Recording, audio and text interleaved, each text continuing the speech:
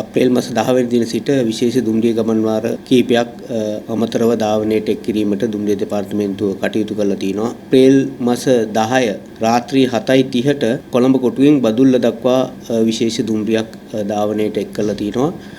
එම දුම්රිය අප්‍රේල් මාසේ 10, 11, 12, 14, 15 කියන දිනවල කොළඹ කොටුවෙන් බදුල්ල දක්වා ධාවනයට එක් කරනවා.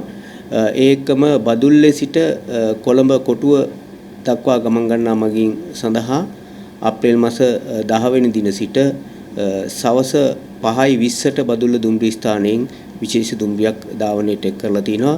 එම දුම්රියත් අප්‍රේල් මාස 10, 11, 12, 14 සහ 15 කියන දිනවල ධාවනයට එක් කරලා තිනවා. මීට අමතරව අප්‍රේල් මාස 11 වෙනි දින උදෑසන 7:30ට කොළඹ කොටුවෙන් බදුල්ල දක්වා විශේෂ දුම්රියක් ධාවනයට යොදවලා තිනවා.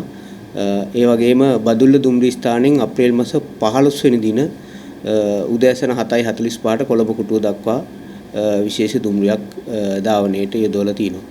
අප්‍රේල් මාස 10 දින රාත්‍රී 7:25ට කොළඹ කොටුවෙන් ගාල්ල දක්වා විශේෂ දුම්රියකුත්, අප්‍රේල් මාස 11 වෙනි දින දහවල් 1:20ට මර්දාන දුම්රිය ස්ථානයෙන් ගාල්ල දක්වා විශේෂ දුම්රියකුත්, 11 දින උදෑසන 6:25ට ගාල්ල දුම්රිය ස්ථානයෙන් කොළඹ කොටුව දක්වා විශේෂ දුම්රියකුත් ධාවනයට එක් කරලා තිනවා. සිංහල අවුරුදු නිවාඩුව මං හිතන්නේ 15 වෙනිදා වෙනකොට අවසන් වෙන තත්ත්වයක් තියෙන නිසා ඒකම සාමාන්‍යයෙන් රජයේ කාර්යාලවල කටයුතු 15 16 වගේ වෙනකොට ආරම්භ කිරීමට නියමිත නිසා අපි අප්‍රේල් මාස 14 15 කියන දින වල නැවත ආපසු එන දුම්රියන් යෙදවීමට තමයි කටයුතු කරලා තියෙන්නේ.